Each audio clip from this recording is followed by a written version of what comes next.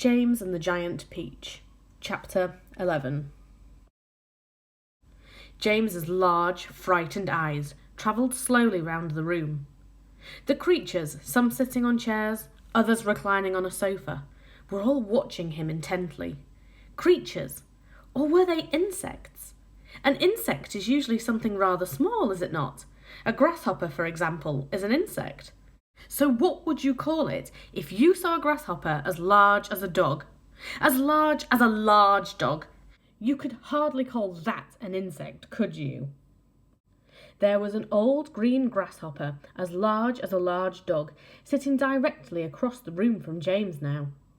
And next to the old green grasshopper, there was an enormous spider. And next to the spider, there was a giant ladybird with 9 black spots on her scarlet shell. Each of these 3 was squatting upon a magnificent chair.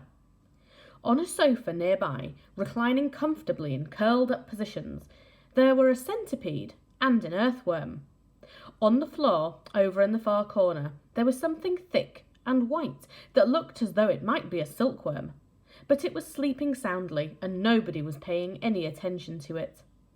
Every one of these creatures was at least as big as James himself, and in the strange greenish light that shone down from somewhere in the ceiling, they were absolutely terrifying to behold. "I'm hungry," the spider announced suddenly, staring hard at James. "I'm famished," the old green grasshopper said. "So am I," the ladybird cried. The centipede sat up a little straighter on the sofa. "Everyone's famished," he said. "We need food." 4 pairs of round, black, glassy eyes were all fixed upon James. The centipede made a wriggling movement with his body, as though he were about to glide off the sofa, but he didn't. There was a long pause and a long silence. The spider, who happened to be a female spider, opened her mouth and ran a long black tongue delicately over her lips. "Aren't you hungry?" she asked, suddenly leaning forward and addressing herself to James. Poor James was backed up against the far wall, shivering with fright and much too terrified to answer. "What's the matter with you?"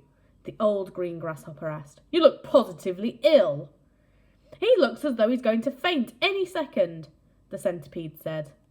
"Oh my goodness, the poor thing!" the ladybird cried. "I do believe he thinks it's him that we are wanting to eat." There was a roar of laughter from all sides. Oh dear," they said. "What an awful thought." "You mustn't be frightened," the ladybird said kindly. "We wouldn't dream of hurting you. You are one of us now. Didn't you know that? You are one of the crew. We're all in the same boat." "We've been waiting for you all day long," the old green grasshopper said. "We thought you were never going to turn up. I'm glad you've made it." "So cheer up, my boy, cheer up," the centipede said. "And meanwhile, I wish you'd come over here and give me a hand with these boots. It takes me hours to get them all off by myself." Chapter 12. James decided that this was most certainly not a time to be disagreeable, so he crossed the room to where the centipede was sitting and knelt down beside him. "Thank you so much," the centipede said. "You are very kind." You have a lot of boots," James murmured. "I have a lot of legs," the centipede answered proudly, "and a lot of feet, 100 to be exact." "There he goes again," the earthworm cried, speaking for the first time. "He simply cannot stop telling lies about his legs. He doesn't have anything like 100 of them. He's only got 42. The trouble is that most people don't bother to count them. They just take his word. And anyway, there is nothing marvellous, you know, centipede, about having a lot of legs." "Poor fellow," the centipede said, whispering in James's ear. "He's blind. He can't see how splendid I look." "In my opinion," the earthworm said, "the really marvellous thing is to have no legs at all and to be able to walk just the same." "You call that walking?" cried the centipede. "You're a slitherer. That's all you are. You just slither along." "I glide," said the earthworm primly. You are a slimy beast, answered the centipede. I'm not a slimy beast, the earthworm said. I am a useful and much-loved creature. Ask any gardener you like, and as for you, I am a pest, the centipede announced, grinning broadly and looking around the room for approval. He is so proud of that, the ladybird said, smiling at James, though for the life of me I cannot understand why. I am the only pest in this room, cried the centipede, still grinning away, unless you count old green grasshopper over there. But he is long past it now. He is too old to be a pest any more. The old green grasshopper turned his huge black eyes upon the centipede and gave him a withering look. Young fellow, he said, speaking in a deep, slow, scornful voice, I have never been a pest in my life. I am a musician. Hear, hear, said the ladybird.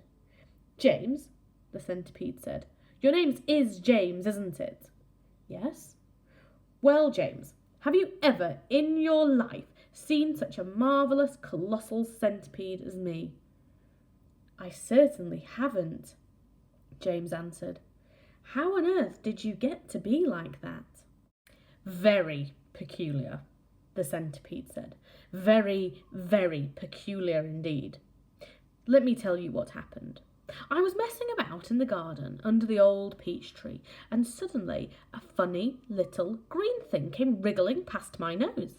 Bright green it was, and extraordinarily beautiful, and it looked like some kind of tiny stone or crystal. Oh, but I know what that was, cried James.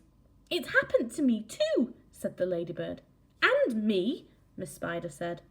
Suddenly there were little green things everywhere. The soil was full of them. I actually swallowed one, the earthworm declared proudly. So did I, the ladybird said. I swallowed 3, the centipede cried. But who's telling this story anyway? Don't interrupt. It's too late to tell stories now, the old green grasshopper announced. It's time to go to sleep. I refuse to sleep in my boots, the centipede cried. How many more are there to come off, James?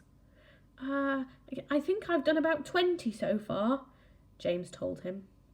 Then that leaves 80 to go, the centipede said.